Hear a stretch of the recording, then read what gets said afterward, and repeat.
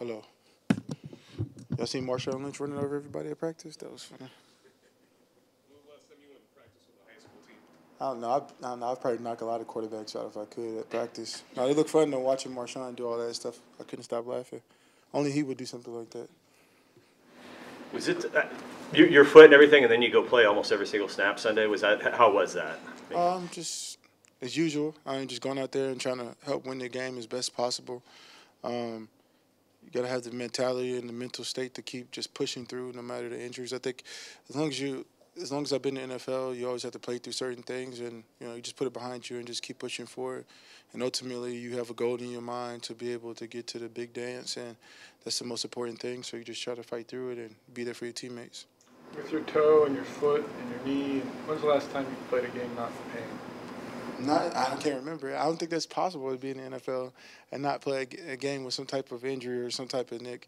Only time you feel good is right when you come into training camp and about day 2, you're like, why do I do this again? And it's kind of like one of those things. And so you never not have anything, not that I've ever had personally. So you're always playing through something, but that's what makes the game different from any other sports besides basketball, baseball. Guys miss games for certain type of injuries that guys in the NFL just play right through. This stretch for your defense, where does that rank among the best stretches that you guys have had over the last few years? I don't know. I'm not into ranking and stuff. I think I just know that we're playing great football right now. A lot of new guys and a lot of new people in different positions, and it's turning out really well. And I think just keep pushing forward, not really worried about the rankings, just going out there and trying to do our job as the best as possible as we can and continuously communicate when it comes to the plays and just try to focus on dominating the team in front of us. Have you known Dwight Freeney for a while? I've texted him a whole bunch of times and before over the last couple of years, and it's really a cool and humbling experience to be able to play with somebody with such accolades and somebody with such great character and somebody who has great leadership as Dwight. I think he has been a premier player in this league for so long, for sure Hall of Famer. So every chance I get to learn from him is a great day. So just to keep learning from him and having him in our room and having that veteran leadership upon more years than, it's just one of those things that's good for young players and good for guys like myself too. Mike, it looked like there were some fans yelling at you guys last week behind the bench during the anthem. What was going on, and what were you saying back to them? I said God bless you. That's what I was trying to say to him most of the time. But no, it was just one of those things. You're always gonna have people who disagree with whatever you believe in or whatever you're doing. So for us, it was just another fan who was heckling us during the game. But we just was trying to play in the game, and I think he got into it with Cliff. But I think Cliff was ended up being the bigger person. I think that was just another experience of fans overstepping their boundary. What else have you heard from fans throughout the year in terms of the protests? I don't really pay attention to fans that much. I kind of just keep focusing on the issues at hand and tasks and focusing on the work. I think you can't really focus on what people are saying and what people are trying to do, whatever they're saying towards you. You just got to focus on what you believe in. And for me, then the rest of the guys, I think that's what we're going to believe in, because at the end of the day, people are going to hate you regardless of what you do, no matter what. You can win the Super Bowl and you can do whatever you want, but when somebody wants to disagree with you for your beliefs, this is what they're going to do. For us, we just keep focusing on the mission. I think our organization has done a great job of stepping up to the plate and being able to put us in great positions, from the media staff onto the head coach, to be able to talk and articulate our message in a positive fashion and be able to, on top of the message, to be able to do community service every single week. And I think that's super important for our organization and us as young men growing to find our place as men in this world. Curious, Colin Kaepernick, when he first started protesting, he was sitting, and then he met with Nate Boyer, and he adjusted it to kneeling. You guys sit. I'm curious if there's anything to that. Is there any significance behind that, or no significance? It's just we're doing something to sit down. There's no significance, no bigger message or less message than his. It's the same thing, and I know him and Nate had a long conversation. Obviously, Nate was on our team, so I know he's a really good guy. So, nothing different. You plan on attending the meeting between the players and owners the next one? If we have time, I don't know if I'm be able to. I don't know when the next meeting is. They're still planning on it, but hopefully I'll be able to have an opportunity to do that. Do you agree with Russell Okung, who thinks that maybe last one was all talk and that he hasn't seen action? I don't know. I wasn't there, so I can't really, speak on the other players or the employers. I think he's entitled to his his position or whatever he believes in about what happened. So that's what he felt, and I think wherever he feels is what he feels. Nobody can really, say that didn't happen or how he felt. So for me, I can't really agree or disagree with him because I don't know, but I know that that's the way he felt. So he obviously has a passion about the way what he said. Do you think the root cause is being seriously considered by the league? The root reason for your protesting? Yeah, I think so. I've talked to Roger a couple of times, and he's always been very open about being able to have the open dialogue and find a way for the NFL and the players to continuously do a lot of work. And I think the plan forward that a lot of people are talking about is a pretty good plan.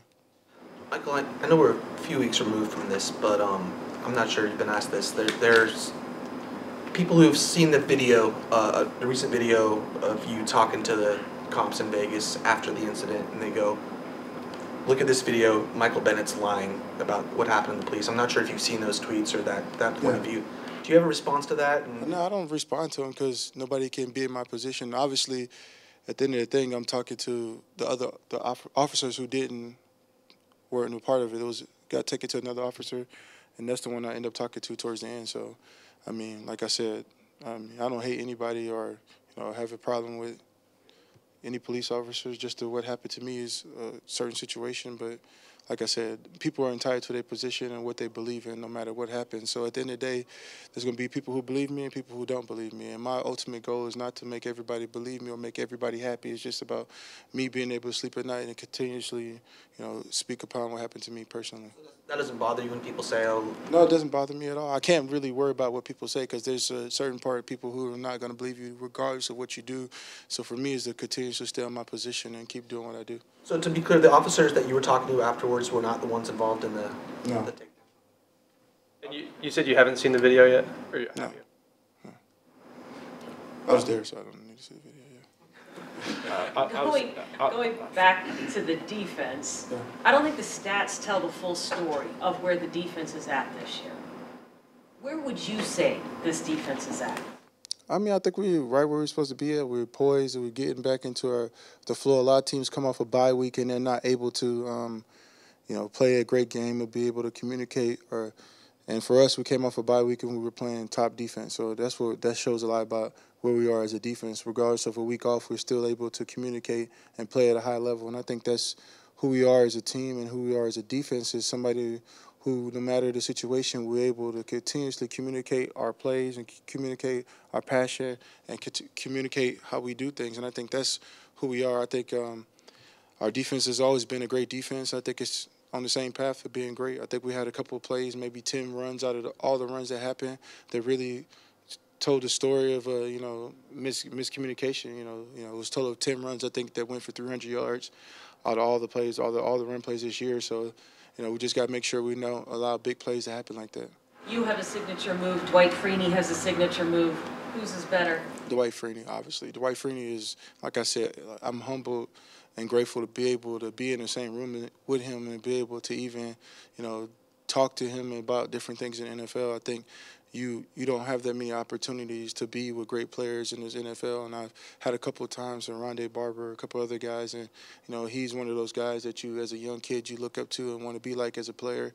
A lot of things you do as a pass rusher, you take from him, and I think that's what shows you how much he's done for the NFL for young players. You mentioned even yourself being able to learn from him as an experienced guy. For a younger player, how much could Freeney mean to This means a lot. It's like you learn the game of football. I think as a young player, you just run around, and with him, you kind of understand the knowledge of what it takes to be a great player. And I think that's what Freeney brings to the whole thing. And this whole message is how to do it, how you play the game the right way. You gonna be doing this at 37? Hell no. What kind of challenge is there rushing attack now that Watson's a quarterback with Lamar? I think Watson is a unique talent. I think the skill set that he has is a very rare set of skills. I think you haven't had a quarterback come in like that since Cam Newton, being able to run the ball, throw the ball in that type of fashion that he's been able to do. I think he can command the offense. He can switch the plays. He can run it. He can throw it. He's just a complete quarterback at a young age. And I think when you add Lamar Miller in, who is able to run the ball, and he has that 4.3 speed, it's a really crazy rushing attack. And then you got the young fellow who wanted Doak Walker, even though I hate UT because they suck. But he wanted Doak Walker last year, and he's still a great running back. And then you look on the outside, you still got to respect the receivers on both sides. So this offense is a very good offense. I think Bill has done a great job of putting a great group of young players together to be able to, scare defenses. And I think this is what this is. This is a very potent offense with so many great weapons. It's really cool. Mike, that being said, you're on the field obviously when the stadium is at its loudest. How have you seen that impact young players? I think it's not just young players, it's impact all the greatest players, Tom Brady, Aaron Rodgers, all those guys. The noise in our stadium is one of a kind. We have one-of-a-kind fans. The 12s are just amazing fans. No matter where you at, they're able to shake the stadium. So even in New York last week, I felt like it was a home game because there was so many fans there. But it's hard to play in this crowd. Even on defense, it's hard to communicate sometimes because it's so loud. But that's what makes the game fun when you're in Seattle. You get the chance to play in front of this crowd, and it's shaking. I know there's a whole argument about which is the first 12th man, but since I got a chance to play with both 12th men, I don't know which one's the best. Mike, you tweeted about the cleats you're going to wear for Week 13 on our POW. How did you come about that decision? Oh, actually, I was watching this thing on PBS about the Vietnam War and a couple other, and just about POWs and people missing in action, and I just wanted to be able to bring that awareness because a lot of people don't really know how many people are missing in action from wars and different things like that. People who were sacrificed for the country that you never ever heard a story about. So I wanted to be able to bring some awareness to that too. With Cliff out, obviously Frank's playing a lot more and going to play a lot more. How have you seen him kind of grow since he's been here? Who said it again? Clark. Oh, Frank is going to be one of the best defensive ends in the NFL over the next couple years. I think he's a dynamic rusher, a dynamic player, and the opportunity to be able to play with Cliff Averill and Dwight Freeney in his career is something that's going to push him to a whole new levels to have that side of the understanding the game. So on top of all the knowledge that he's learning and his skill set, I think he is a very scary player for a lot of offenses to face. How's Cliff doing? How's he handling the going on IR and all that? You got to ask him. Yeah. Anything else? Thank you.